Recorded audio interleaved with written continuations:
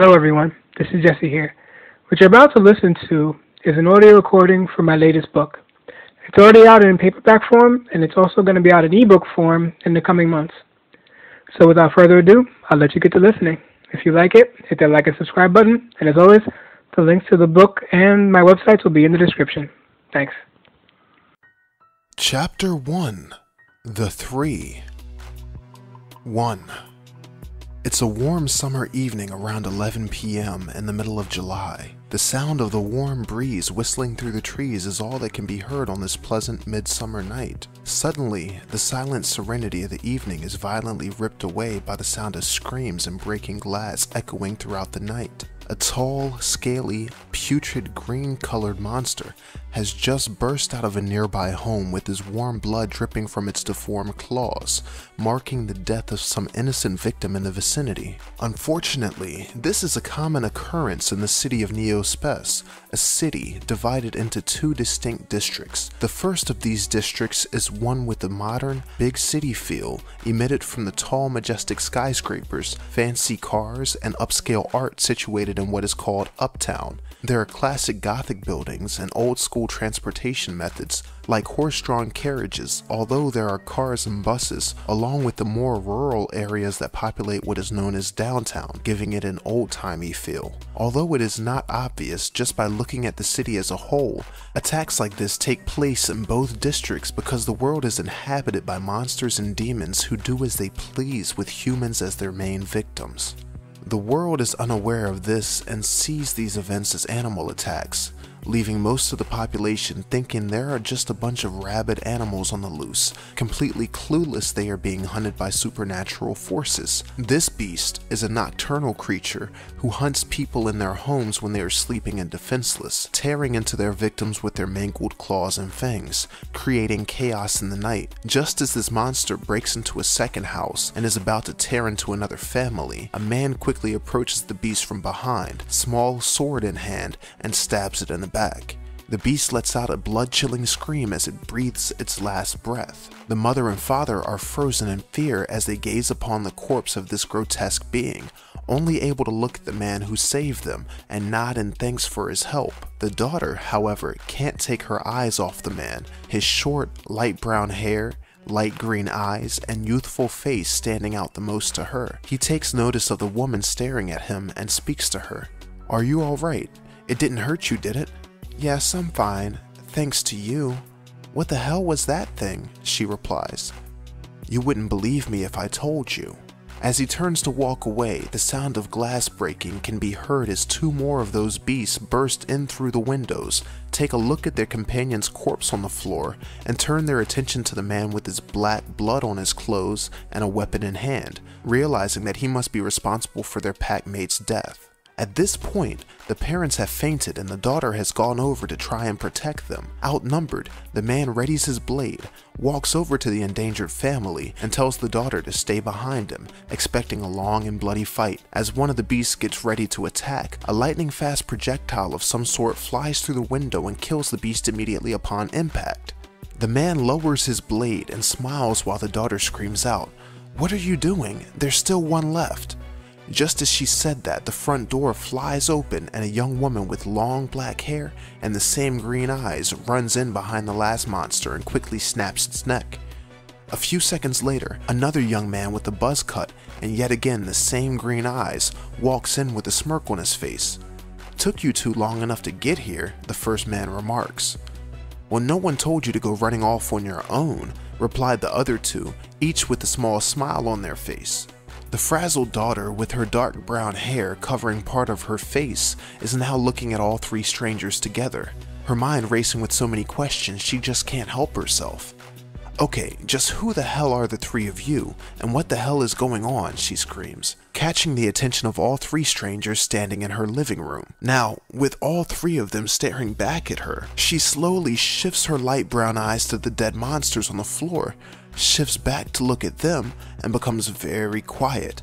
After about a minute of silence, the second man begins to explain things in an excited voice. "That's a very good question. You see..." "No, let me explain. Your explanations are always, problematic," the first man interrupts. "Fine. I didn't want to explain anyway. The second man complains as he walks away with his arms crossed. The first man then begins to explain things. Let me start with introductions. I'm Ian. The one pouting in the corner over there is my baby brother, Nick, and this is my baby sister, Dana. We are not babies, they replied, making Ian smile. Their banter lightened the mood enough to make the daughter smile, and she offered her name as well. I'm Jessica Turner, she replied. It's a pleasure to meet you, Jessica, Ian says in return. Now that the introductions were out of the way, it was time to explain what was going on. Ian began by pointing to one of the dead creatures on the ground. That thing is one of the damned.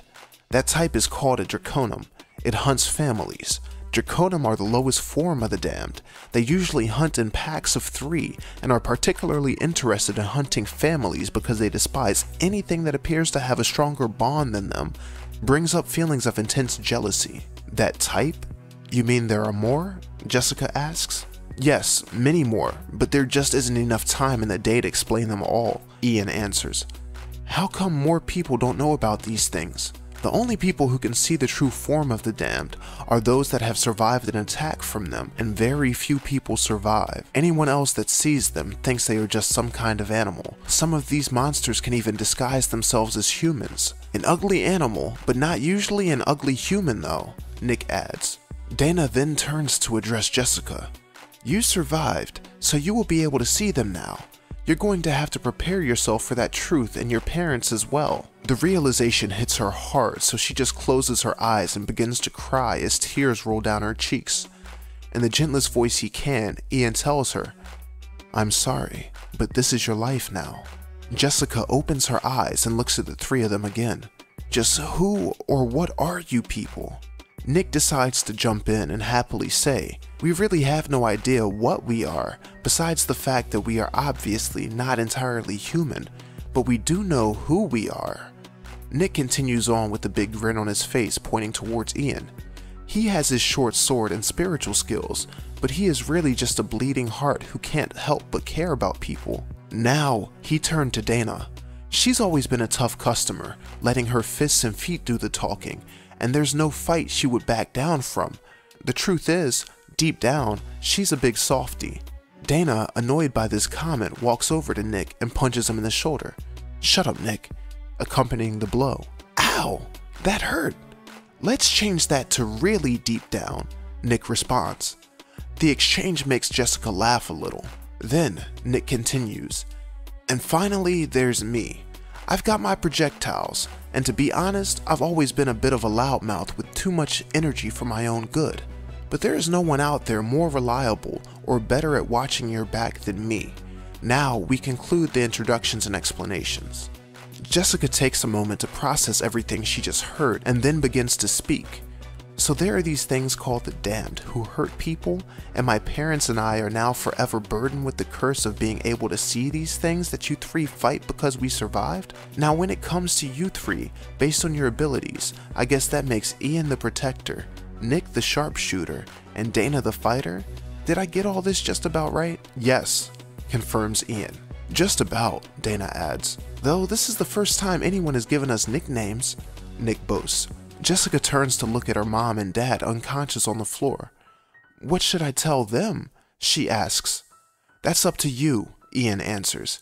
Ian has always been the type of person that likes to think things through and plan things out before taking action, making him the most level-headed of the 3, while Nick has always been the loudest and brashest of the group, always saying whatever comes to mind no matter the consequences. Dana is sort of in between because she likes to have a plan when doing important things, but she also has an impulsive side that tends to come out when she is challenged in battle. These personality traits make Ian the best at explaining and getting things done, while Nick is best at telling you like it is.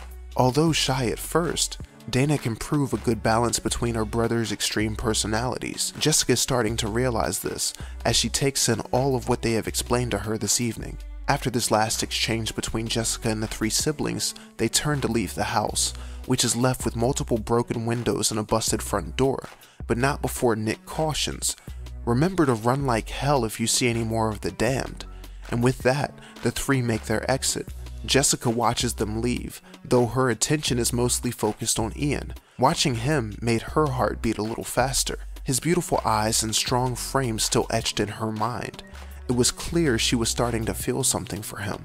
This stranger that saved her life occupied her current thoughts. Just then, a piece of glass from one of the broken windows falls to the ground with a loud crash, quickly snapping Jessica back to reality as she looks at the remnants of what used to be her living room window. She then turns to look at her parents, then around the house, with the most appropriate, non-monster related question coming to mind.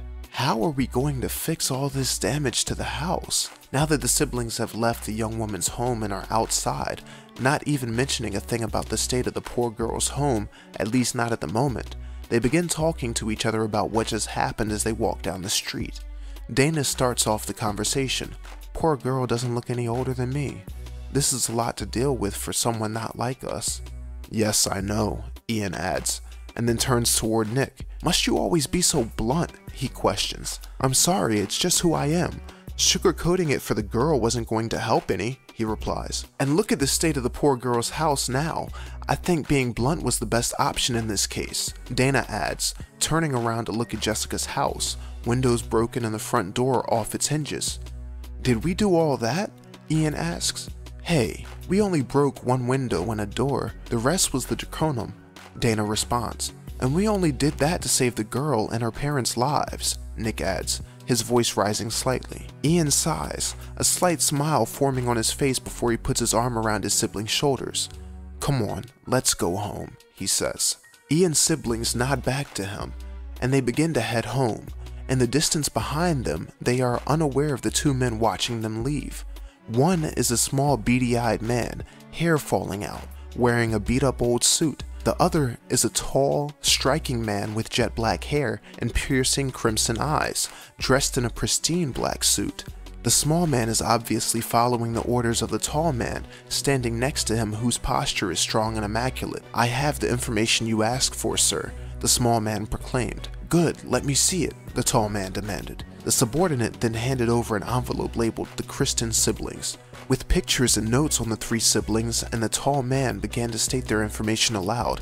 Ian Kristen, 25 years old, summons short sword and skilled in the spiritual arts. Nicholas Kristen, 22 years old, skilled with created projectiles of all kinds and throwing daggers. Dana Kristen, 21 years old, skilled in hand-to-hand combat. The tall man then looks at the pictures and smiles a sinister smile. I finally found the three of you, he whispers to himself as they both fade back into the night. The Kristens have finally arrived home after a long night and are now preparing to eat dinner together. It's a tradition that's been in their family since they were kids. It helps keep them connected and makes them feel normal, even if only for the short time they are around the table together. The younger siblings don't want to eat right now due to the late hours and fatigue. Come on, Ian. We were out there searching for those things all night, and it's now 1 a.m. It's hardly the time for dinner, Nick complains. He has a point, you know, and we are exhausted, Dana adds. Come on, guys. We do this every night, no matter what. It's tradition. What would our parents think if we didn't do this? Ian argues. Nick shakes his head but gives in. Fine, it's not like we are going to win this argument anyway, Dana. Even though Ian rarely uses guilt to get his siblings to do what he wants, when he does, it never fails to work like a charm. The younger siblings then both take a seat at the table while Ian cooks them all something to eat. The sweet smell of roasted chicken begins to fill the room as steam rises from the pan being heated by the fire. Alongside it is an assortment of fresh vegetables being steamed and seasoned in a separate plate. The wonderful aroma made each of the siblings hungry, causing the earlier complaints of Ian's younger brother and sister to be replaced with impatient requests for the almost finished meal he is preparing. When the food is finally ready, Ian brings it to the table, distributing it evenly among the three of them. Ian says grace before they start to eat. After taking a few bites of food, Ian looks at his brother and sister. Everyone seemed to be enjoying themselves now, eating, joking, and laughing at the table. Ian is pleased by this and turns his attention to the picture of their parents on the wall. This is what they wanted for us, Ian gently remarked. Hearing this, both Nick and Dana turn to their picture as well, and they all start reminiscing about their parents. Their father's name was Gabriel Kristen. He was a strong but gentle man with dirty blonde hair, white skin, strong cheekbones, and these piercing green eyes that he passed on to all three of his children. He taught his children the importance of being good people and that nothing was more important than family. Their mother's name was Claire Kristen. She was also bubbly and full of life and not afraid to tell you like it is. Nick definitely got his personality from her. She was a beautiful woman with silky light brown skin, long black hair, and beautiful brown eyes. When looking at the children, it's easy to see that Ian was most like his father in appearance and actions. Dana looks just like her mother, aside from having her father's eyes, and Nick is clearly a perfect combination of both his parents. They all had a perfect life until their father died when Ian was 6 years old. All their mother would say about it was that monsters were responsible, refusing to go into any more detail about what happened. When Ian was 12, she was killed by monsters too. Ian was there when she died, and her last words to him were to take care of his siblings. He was the man of the house now. Ian's powers also started to develop at 12, soon after his mother's death. And with Nick and Dana's powers also developing when they turned 12, it was up to Ian alone to teach them control. Those events of the past had left the siblings' world shattered for a time. Losing their parents and being left alone at such a young age to fend for themselves in a world they still didn't fully understand was hard. Being the oldest, it was up to Ian to protect and raise his siblings, and so he's been taking care of them ever since. As a result, he tends to act more like a parent than a sibling the majority of the time. Ian also has the best memory of times with their parents because he is the oldest. It was always up to Ian to help keep their parents' memory alive, especially to Dana because she is the youngest, so her memory of them is the fuzziest. Although there has been much tragedy in their lives relating to the loss of their parents, there were also many good, happy times they had with them too, and it is these happy times that the siblings chose to remember on this occasion, making sure they spend the rest of the meal laughing and smiling, thinking about the good times they experienced with their parents. That was my narrator, Dennis Logan, reading the original adult version of my latest book. So if you liked it, again, please hit that like and subscribe button, and I'll see you all later. Happy reading.